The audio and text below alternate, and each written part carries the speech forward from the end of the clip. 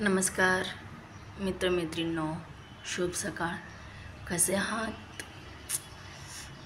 सध्या खूप पाऊस पडत आहे ना, आणि असं रस्त्यावरचं पाणी वगैरे बघून खूपच भीती वाटायला लागते.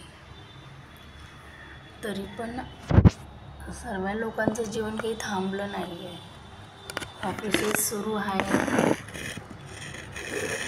लोकांची नोकरी सुरू आहे, जॉब सुरू आहे. पण तरी पण आपण सर्व परिस्थितीला मात देत आहोत. छान वाटतं बघून की चला, काही थांबलं नाही आहे, चालत आहे. आणि मला तर कधी कधी पावसाचा हा थैमान बघून, वादळ बघून खूप भीती वाटते. पण ते म्हणतात ना, जीवनात वादळ आलेच पाहिजे. म्हणून चला, चांगले पाऊस येतोय. मी आता 2-3 दिवसापासून बघते पाऊस येतोय. तरी पण आपलं सर्वांचं जीवन चाललंय. पक्षी पण कुठेतरी जाऊन बसत आहेत. पाऊस बंद झाले ते येत आहेत, परत फांदीवर बसतात, त्यांचे पंख उडवतात. त्या पंखांवरचं सर्व पाणी निथळलं जातं आणि ते परत उंच भरारी घेत आहेत आकाशात. ते बघून ना, मनाला अशी शांतता लाभते आणि उभारी येते की अरे, जेव्हा पक्षी एवढ्या वादळापासून ते स्वतःचं संरक्षण करून, बचाव करून निघतात आणि परत ते उंच भरारी घ्यायला सज्ज असतात. मग आपण का करू शकत नाही? येऊ द्या, जीवनात वादळ येत आहेत ना, चांगले. त्या हिशोबाने, त्यानुसार आपल्याला समजतंय ना की आपल्या जीवनात कोण आपले, कोण आपलं नाही.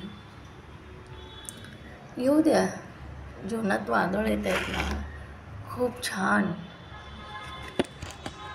त्या हिशोबाने आपल्याला समजतंय ना की कोण आपल्या जीवनात महत्त्वाचं आहे, कोण नाही. कोण आपल्या पाठीशी उभं आहे आणि कोणी आपला पाठिंबा काढून घेतला आहे. कोण आपलं आहे, कोण आपलं नाही.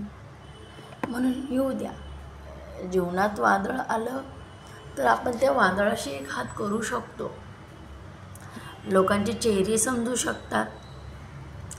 कोण कसं आहे, कोण आपलं आहे, कोण आपलं नाही. कोण आपल्याला साथ देऊ शकतो, कोण साथ देऊ शकत नाही. म्हणून उद्या जीवनात वादळ येत आहेत. जसा पाऊस येतो, थैमान घालतो, निघून जातो, तसं वादळ पण येईल आपल्या जीवनात, थैमान घालेल, संकट आणेल. पण आपल्याला तेवढी हिंमत आणि ताकद देईल. त्या संकटाला, त्या थैमानाला आपण थांबवू शकतो. मला तरी वाटतं की ना, जीवनात एकदा तरी वादळ आलं पाहिजे. म्हणजे आपण कोणावर अतिविश्वास ठेवतो, कोणावर अवलंबून असतो, कोणावरती आपण की नाही बाबा, हा आपल्या लाईफमध्ये, आपल्या जीवनात काही पण प्रॉब्लेम आला तरी हे लोक धावून येतील.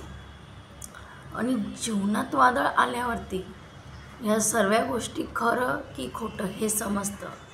म्हणून जीवनात वादळ आलंच पाहिजे. आणि जेव्हा वादळ आलं तर आपण एक निष्ठेने, ताकदीने, हिंमतीने उभं राहिलं पाहिजे, अगदी पक्ष्यांसारखं. आणि मग एकदा वादळ गेलं की मस्तपैकी पंख उडवायचे, आपलं संकट झटकायचं आणि आकाशात उंच भरारी घ्यायची. बस एवढंच माझं म्हणणं आहे. धन्यवाद. ओम नमः शिवाय.